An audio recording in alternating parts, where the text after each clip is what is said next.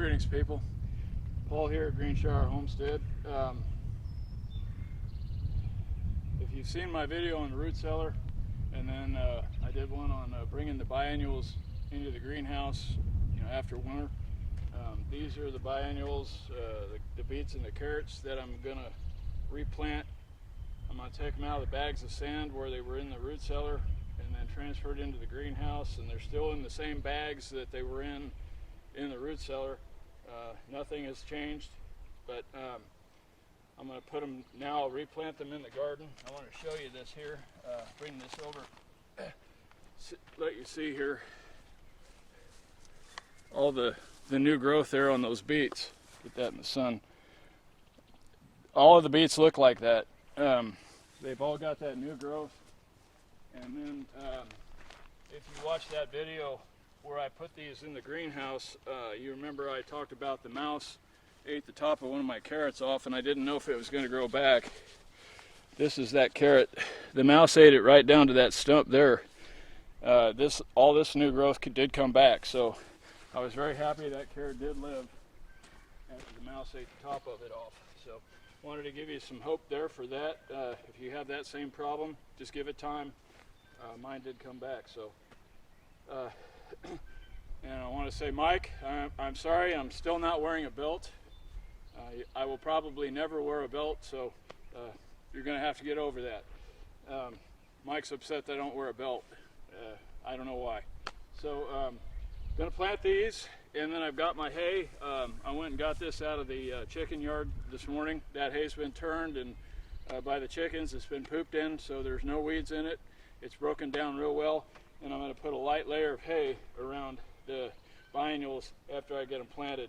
And then when I come back in the summer, about midsummer, these will all have flowers sticking up about this high off the top of them, and covered with flowers. And then I'll show you what those flowers look like, and then later on into the fall, when the flowers die back, I'll show you what the seed looks like. So we'll get started on that. I'm going to put the kale over there. I'll show you that too, because that's a little different than what these are, the way it's planted. I want to mention real quick, there has been comments that come in on my videos that I talk too much, and I understand that. I love this stuff. I'm so passionate about it, I can't shut up, and I apologize. But I want to mention one thing. I got a comment this morning, I read it, from a young lady that said she didn't realize that these biennials would put out seed the way they do, and she had some questions about how we feed the beets to the chickens, and I answered those, told her how we dice them up into chunks the size of a corn kernel. I said, well, you can feed them the carrots, we don't, because our hens just don't particularly like carrots. But that's why I'm doing these videos.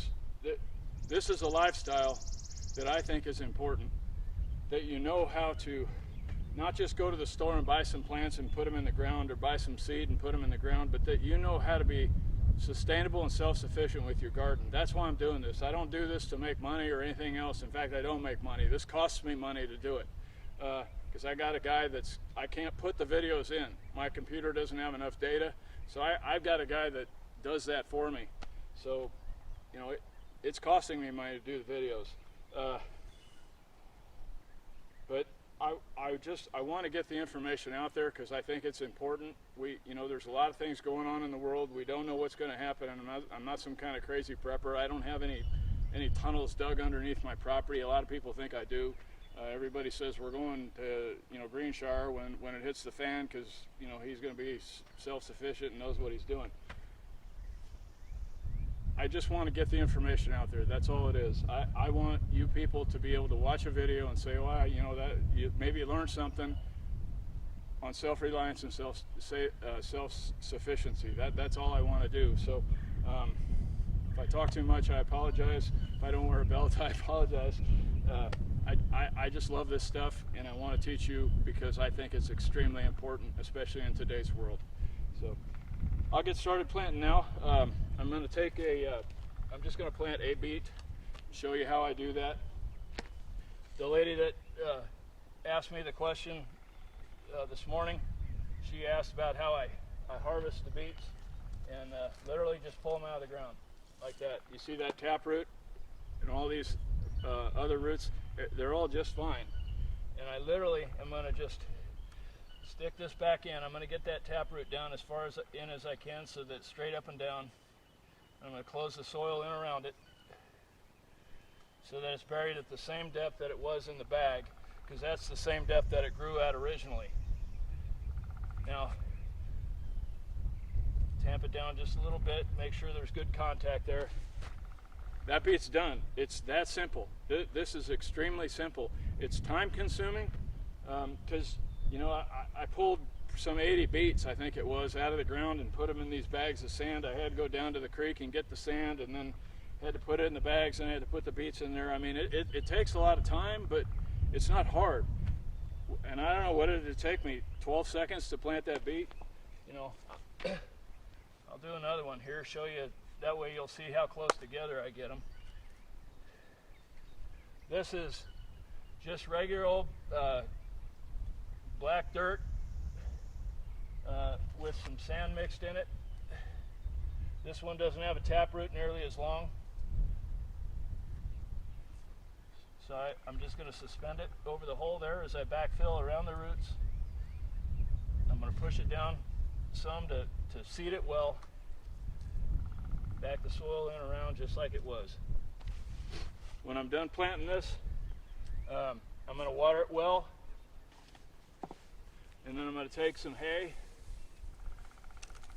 and I'm going to just put a light layer of hay around, not a thick layer, just a nice light layer. I'll add more later, but I'm just going to put a nice light layer of hay around these beets like that, and that's going to help keep the soil cool and the soil damp, so I don't have to water as much. Because with a raised bed, like I talked about in the one video, having a raised bed, these are going to need to be watered a lot more, because the water's just going to run right on through there, especially since I've got some sand mixed in there. The water's going to run right through. So having that layer of mulch on top is going to really help keep the soil damp, and it's going to help keep it cool, because of course these are black too, and the sun's going to be shining on these in the middle of summer. So I'm going to have to keep this well mulched and well watered. Not too much water where they're gonna rot, but just so that the soil stays damp. That's what we're gonna want. So that's how I'm gonna plant the beets. I'm gonna get those all planted, and I'll do some carrots over here. Be right back with you. Okay, so I've got 7 beets in there, and got them mulched and watered. Another thing that the mulch does is it, when we do get rain, especially heavy rain, that's going to help cushion the blow of the water hitting the bed, so it's not going to splash soil all over the beets, and it's not going to splash soil out of the bed, and it's going to help decrease the likelihood of soil compaction taking place from the rain beating on the ground. So there's a number of reasons to put mulch. Like I said, it's a light layer. It's not real thick, and I'll add to it throughout the season. I'll just go into the chicken yard and get more hay as I need it. Okay, I'm going to go ahead and plant this carrot now. I'm going to plant the survivor carrot, the one that got ate by the mouse.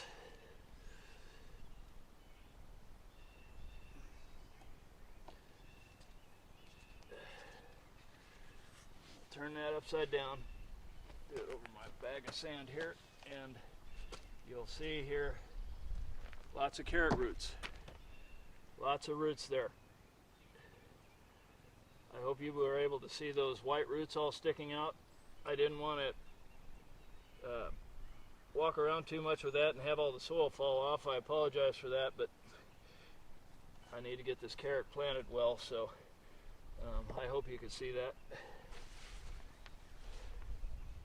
But there was a clump of sand it was in, and now I'm going to take the one out of this pot. It's going to be a little more difficult to take the one out of the pot.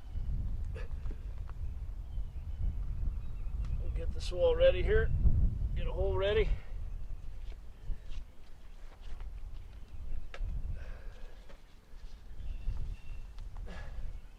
I'm just lightly pulling on the carrot. Here it comes. You see all the roots there? I hope you can see those. I'm going to gently set it down in here, trying to disturb those roots as little as possible. I think what we have here is two very successful transplants. Hold all the grains up like you're going to give it a haircut, get them out of the way, and then tamp the soil down. There we go. I would like to have moved that over a little more closer to the wall, but that'll be good. Okay, so here we have 7 carrots and 7 beets, nicely planted and mulched, and these are now ready for gathering seed. They're going to grow and send up the flower, and I'll gather seed from them. So I'm going to go over here and plant some kale. I've got another raised bin on the other side of the shop where I'm growing carrots and beets and radishes. I got 2 of them. They're big, giant things, and I'll put probably, I've got 7 beets here. I'll probably put another 5 or 6 over there, and then I do have another carrot that came up in the compost. I noticed it the other day. I was mowing and there was a carrot growing in there, so I'll have 8 carrots to gather seed from, and that, you know, I should get about 5,000 seeds out of that. So this will be it for the carrots. Hopefully everything does well, and we'll see you back in the summer with the flowers. Okay, I'm going to get some kale right here. I'm going to put 2 of them in here. The kale, when you harvest that, you got a root ball of soil about the size of a softball, a little bigger than a softball, and you want to bring that whole root ball in. Other than that, it's the same as the carrots and the beets, planted at the same depth that it was. Tamp it down fairly well. And then I'm going to put some onions over there. So there's that one. I'm going to plant that one, then I'll mulch and water, and we'll get some onions going. All right. Get down underneath here, pull this guy up.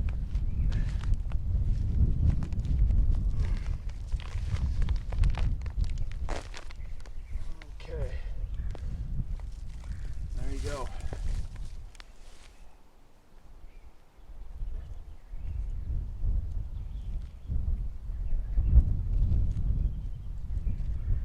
It looks a little drastic. It'll be all right.